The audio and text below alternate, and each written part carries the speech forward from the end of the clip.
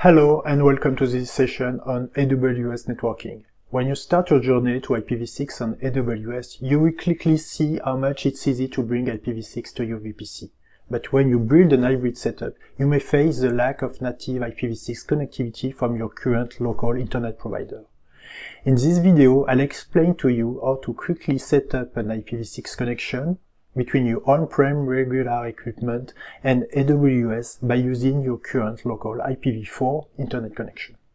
In this session of less than 50 minutes, I will detail step by step everything you need to know to make it work. Let's start. Now, let's have a look on the diagram. On the left side, you have the customer side. On the customer side, you have an IPv6 subnet, which is routed by a customer gateway. In my case, it's a Cisco router, but it could be any other kind of appliance of your choice. This appliance will have two IPv4 IPsec tunnels in order to forward the IPv6 in overlay mode. Inside these two tunnels, we will establish two eBGP sessions between the customer gateway and the AWS Transit Gateway. The AWS Transit Gateway is also obviously attached to the VPC. The VPC is configured to support IPv6 traffic, and inside this VPC we will create a dual stack IPv4 and IPv6 subnet, and we will deploy an EC2 instance which running in dual stack mode. In the part 1, we will start by deploying everything which is needed in AWS.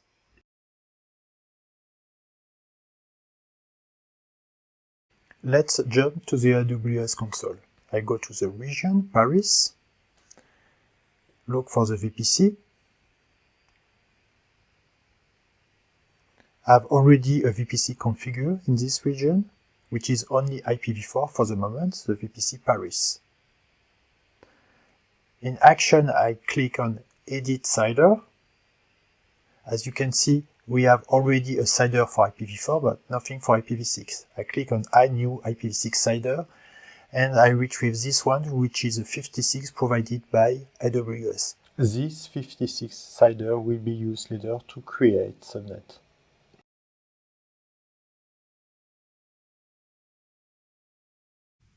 Click on the Create Subnet button, choose the VPC, give a name to my subnet. Remember that the subnet are dual stack, so you have to choose an IPv4 subnet. On the IPv6, you can choose custom if you don't use bring your own IP option, and I select O1 as the first subnet of this block.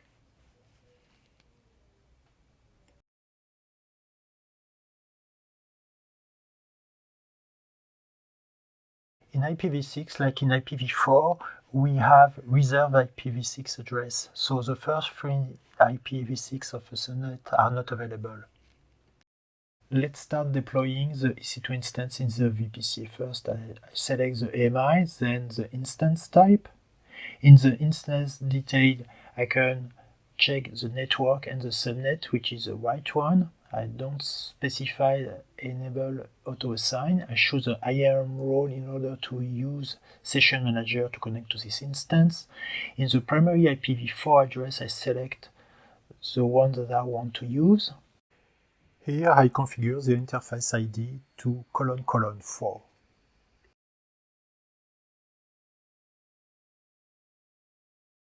We can leave the default option for storage, same for tags. We will now simplify the configuration of our security group by enabling any traffic IPv6 from any source. Obviously, as mentioned, it's only suitable for demo only, and it's obviously not recommended for production environment.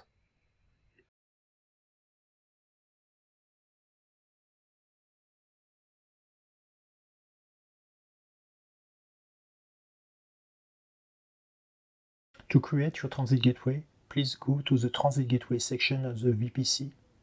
Click on the Create Transit Gateway, give it a name. Please also note the BGP AS number associated to the transit gateway here. In order to ease the setup, I let the default route table association and propagation enable. It means that the VPC IPv6 CIDR will be routed directly by the default route table of the transit gateway. Now let's go to the attachment section. Click on Create Transit Gateway, Attachment, select your transit gateway, select the attachment type, here it's a VPC, give it a name, click on IPv6 support and select your VPC. Obviously, for redundancy, it's the best practice to attach on multiple AZ. In order to use your VPC attachment, you need to configure a route, an IPv6 route in your VPC router. We first need to identify the route table associated to our subnet. This route table is a main route table. It basically means that the subnet without explicit association are therefore associated with this route table, as mentioned.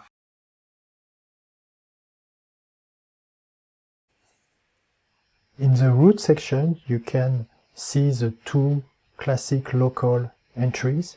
We need to click on Edit, add a route, select the route associated to the on-prem 56 CIDR range, and select the transit gateway as your target for your static IPv6 route. Click on Save Change.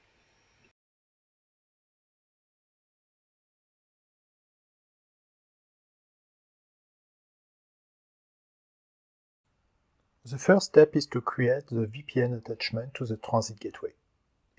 I go to the side-to-side VPN connection section, click on Create VPN connection, give it a name, select the transit gateway as target gateway type, select your transit gateway, click on Create a new customer gateway.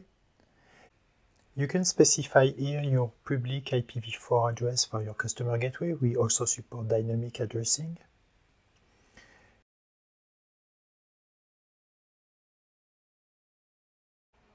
Here you can configure your local BGP AS number. You need to select routing option dynamic for BGP and IPv6 for tunnel inside IP version. Click on Create VPN connection. Now everything has been configured on AWS.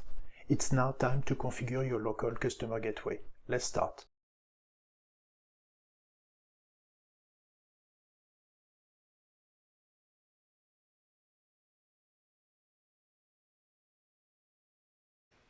In order to ease your setup, you can download the configuration associated to your appliance by selecting the vendor and the platform type. In order to ease the reading, I've removed any comments which are very interesting to look at if you're not familiar with the configuration on Cisco devices. Here you can see the crypto IPsec profile which references the transform set. The transform set describes the ESP parameter. Finally, we group the IP address of the peer and the pre-shot key. This configuration must be done twice, one per tunnel. In order to customize this template, you just need to replace this statement by your local interface name. In my case, that's the interface Giga Ethernet 1.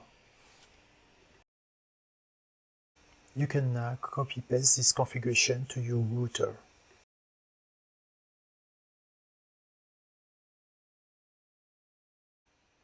Before starting to the router, I just need to retrieve two kinds of information. The inside IPv6 CIDR for the two tunnels and the two IPv4 address associated to the transit gateway. This field is not relevant in our context. Please note that we use /126 CIDR block for the tunnel IPv6. In order to ease the configuration of my router, I've copy-pasted the information that I've retrieved from the AWS console. The two IPv4 must be associated as tunnel destination for each of the tunnel.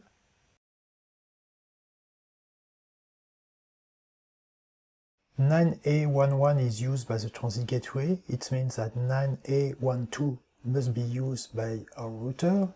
Apply the same logic for the other tunnel. Then copy-paste your config to your local router. At this step, you must be able to ping in IPv6 the transit gateway across the two tunnels from your customer gateway.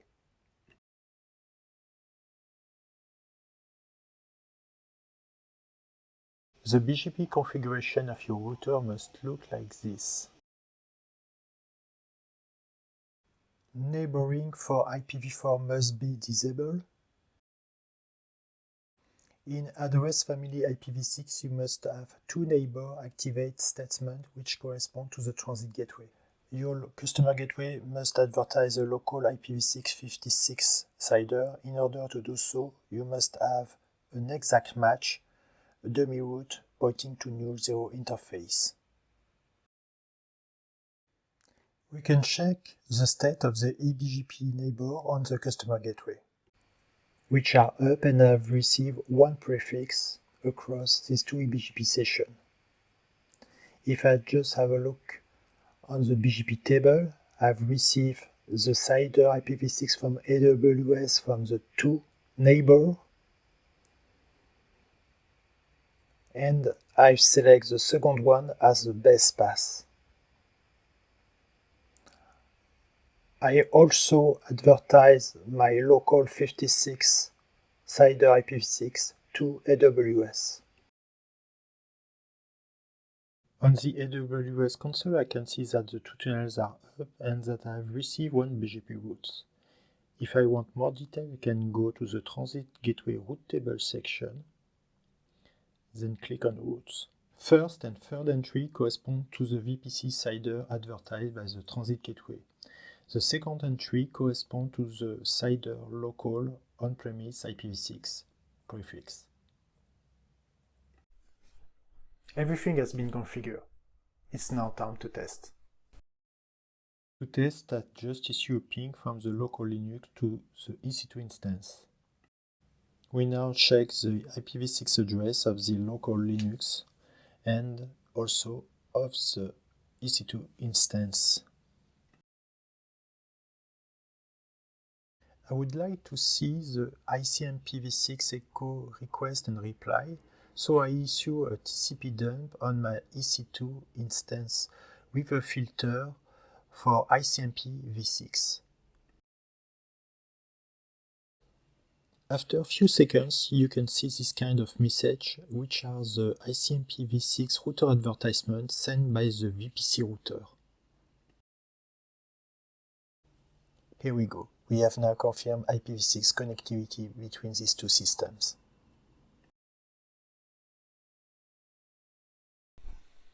That's the end of this video. I hope you've enjoyed it. If you need support, please join AWS directly or contact your AWS partner. Thanks for watching and see you on the next video.